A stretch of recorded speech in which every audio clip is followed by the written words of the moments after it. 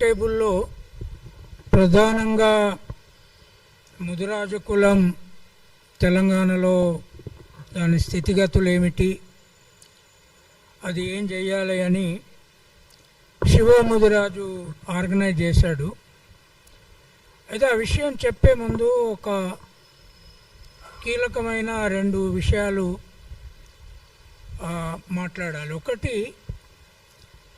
ఈ కుల సర్వే అనేది ఎందుకు ఉద్దేశించబడ్డది, దేశంలోనే ఎందుకు ఉద్దేశించబడ్డది? కుల సర్వే చేయడం కేవలము ఈ కులాలలో ఉన్న వెనుకబాటుతనాన్ని మార్చి వాళ్ళ అభివృద్ధిని కొంత ఒక మార్గంలో పెట్టడానిక, లేదు కులాల ప్రాతినిధ్యాన్ని అసెంబ్లీలో పార్లమెంట్లో పెట్టడానిక అనేది ఒక తీవ్రమైన ప్రశ్నగానే ఉంటుంది. అయితే తెలంగాణలో caste survey, socio economic, education, employment, political caste survey జరిగింది. దీన్ని జరగడానికి జాతీయ పర్స్పెక్టివ్ ఒకటి ఉన్నది, ఒక నేషనల్ దృక్పథము ఉన్నది. దీన్ని జరిపించింది జాతీయ కాంగ్రెస్ పార్టీ, ముఖ్యంగా రాహుల్ గాంధీ పట్టుబట్టి జరిపించాడు.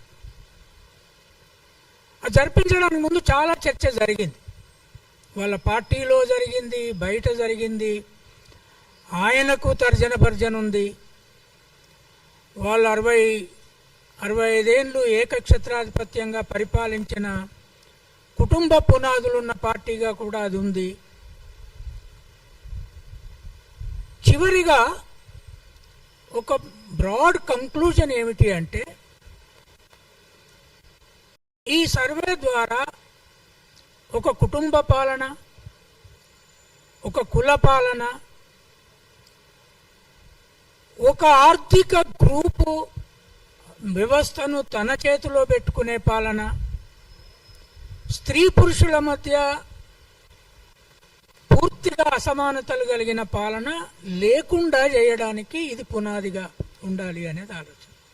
అంటే దాంట్లో మీకు వెంటనే ఒక ప్రశ్న వస్తుంది, మరి రాహుల్ గాంధీ కూడా కుటుంబ పాలన నుంచి వచ్చినోడు కదా అని. నాకు ఆయన మీద ఉన్న అవగాహనలతో ఆ కుటుంబ పాలనను తనే తీసేయదలుచుకున్నాడు. అందుకే ఈ సర్వే ముందుకొచ్చింది. ఆ కుటుంబ పాలన నుంచి ఢిల్లీ స్థాయిలో కుటుంబ పాలన ఇప్పుడు ఎట్లున్నది? నరేంద్ర మోడీ, అమిత్ షా, మోహన్ భగవత్ బ్రాహ్మణ్ కమ్యూనిటీ ఆర్ఎస్ఎస్ను, అది చట్టబద్ధము కాని సంస్థ నడుపుతున్నాడు. కానీ దేశం మొత్తం మీద ఆయన కులము అన్ని రంగాలలో దగ్గర 40% నడుపుతున్నాడు. అన్ని రంగాలు ఆయన కులం, అది కుల పాలన. వైశ్యులు అమిత్ షా, మోడీ, అంబానీ, ఆదానీ వీళ్ళ కులము అంబాసిడర్స్లో, తర్వాత ఇవాళ ఎలక్షన్ కమిషన్ హెడ్తో సహా గుప్తాలు, తర్వాత మల్హోత్రాలు, తర్వాత మార్వాడీలలో ఉన్నవాళ్ళు, వీళ్ళు మొత్తం వ్యవస్థను వాళ్ళు నడుపుతున్నారు.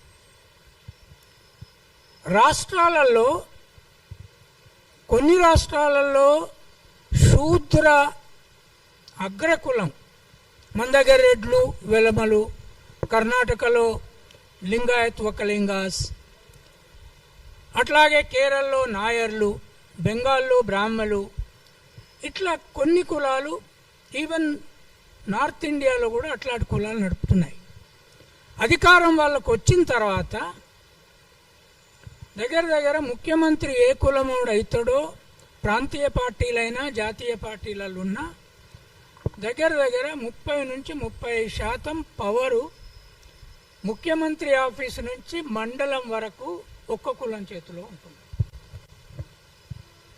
దీన్ని బ్రేక్ చేయాలి. దీన్ని బ్రేక్ చేయడానికి రాహుల్ గాంధీ ఇచ్చిన నినాదం ఏమిటి? దీన్ని సొసైటీ ఎక్స్రే తీయాలి అన్న. ఎక్స్రే తీస్తే దీంట్లో ఒక రోగం ఉన్నది. ఏం రోగము? నేను ఒక కులానికి చెందిన ముఖ్యమంత్రిని అయినా, ఇక నా వాళ్ళని నా ఆఫీసులో పెడతా, తర్వాత కింద అన్ని స్థాయిలలో ఎతికి పట్టుబట్టి పెట్టుకొస్తాం. ఇక నావాడు ఉంటే నాకు గ్యారంటీ ఉంటుంది, నావాడు ఉంటే సంపాదన మళ్ళీ మనకే మొదలు పెడుతుంది. కరప్షన్ అయినా దొరకకుండా చూస్తారు. ఇక్కడ కింద కరప్షన్ చేసేవాడు ఉంటాడు, వెనక పట్టుకునేటోడు కూడా మనోడే ఉంటాడు. సో దీన్ని అంతా కాపాడుకోవచ్చు. ఇది స్ట్రాటజీ. ఇది నేషనల్ లెవెల్లో స్ట్రాటజీ. అదే ఈడీలో అట్లాగే ఉంటుంది, సిబిఐలో అట్లాగే ఉంటుంది. మనోళ్ళు అంటే మన ఇళ్ళలో ఏమనుకుంటాం, మనోళ్ళు అరే బంతిలో కూర్చున్న కాడ వడ్డించేటోడు మనోడు ఉంటే సర్రాబాయ్ అని మనోళ్ళు ముదిరాజు వాళ్ళు అందరూ అనుకుంటారు. అనుకుంటే ఇక అక్కడ మాంసం ఎక్కువ దొరుకుతుంది, తలకాయ కూర దేవేస్తారు. ఇది కథ. ఈ కథను బ్రేక్ చేయాలనేది రాహుల్ గాంధీ ఆలోచనలో చివరిగా పట్టుబట్టి చేసిన దాంట్లో. నేను ఇది కావాలి అని పట్టుబట్టడానికి కూడా ఇది తెలంగాణ తీసుకోండి. ఏ కులం అధికారంలో ఉంటే పెద్ద పవర్ కింద నుంచి పై వరకు ఒకటే కులంలో నా జీవిత కాలంలో చూసిన. సడన్గా కమ్మలు రాగానే ఎక్కడెక్కడ ఉన్నాడో ఎత్తుకోడు వచ్చి మండల స్థాయి లీడర్ అయిపోతాడు, కంట్రోల్ చేస్తాడు. వెలమలు రాగానే అంత కొడితే ఇప్పుడు నువ్వు 1,40,000 తప్ప రైటా దాంట్లో రాగానే 10-15 మంది పైన ఉంటారు. ఇప్పుడు రెడ్లు వచ్చారు, రెడ్డి ముఖ్యమంత్రి అయ్యాడు. రెడ్లు అంటే సరే ఎక్కువ మంది వాళ్ళు ఎమ్మెల్యేలు గెలిచారు అనేది ఒక ఫ్యాక్టర్. ఇప్పుడు దీన్ని నేను ఇంటర్నెట్ నుంచి తీశాను. మీరందరూ ఇంటర్నెట్ వాడడం నేర్చుకోవాలి, మీడియా మిత్రులంతా. దీంట్లో టాప్ కులాలు ఏవి అని కొట్టాను. కొడితే ఏం చెప్తున్నది ఇది? అన్నిటికంటే ఎక్కువ మాదిగలు 36.57 లక్షలు, 10% 3% ఉన్నారు. సెకండ్ షేక్ ముస్లింలు 27.95, 7.9% ఉన్నారు. ముదిరాజ్ 26.39 lakh, 7.4%. లంబాడి 24.041, ఎగ్జాక్ట్గా చెప్తున్నాను, 6.8% ఉన్నారు. తర్వాత యాదవ్ 20.18 lakh. ఇది కొత్త సర్వేలో వచ్చిన డేటా, దాని నుంచి ఎక్స్పర్ట్ కమిటీ నుంచి వచ్చింది. 5.7%. రెడ్డి 17.10 lakh ఉన్నారు, 4.8. ఈ రాష్ట్రంలో ముఖ్యమంత్రి ఆఫీసు నుంచి మండల్ వరకు ఎవరి పరిపాలన నడుస్తుంది?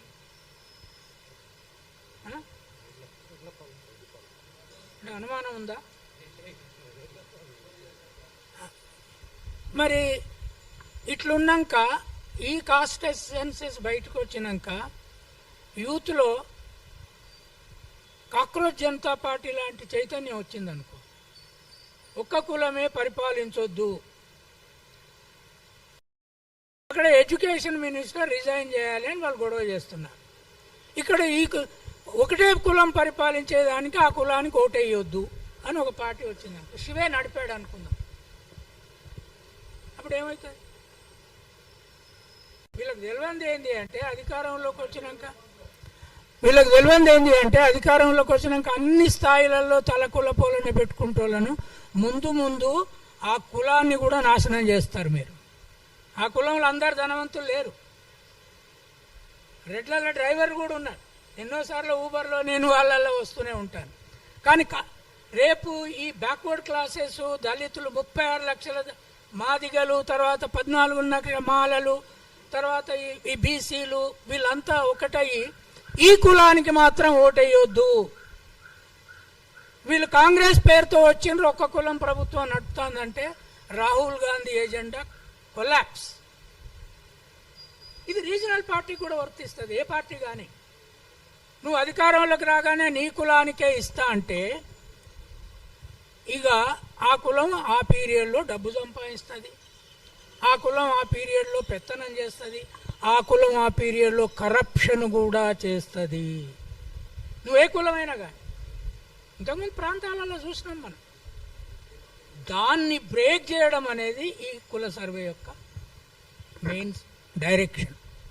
కేవలము తర్వాత ఎక్స్రేనే చేశాడు. నేను ఇంతకుముందు కూడా చెప్పాను, ఒక తెలంగాణలో మాత్రమే ఆ ఎక్స్రేను ఒక డాక్టర్ల టీమును తయారు చేసి డాక్టర్లకు ఇచ్చి దీన్ని పరిశీలించండి అని రాహుల్ గాంధీ మాకు ఇచ్చాడు.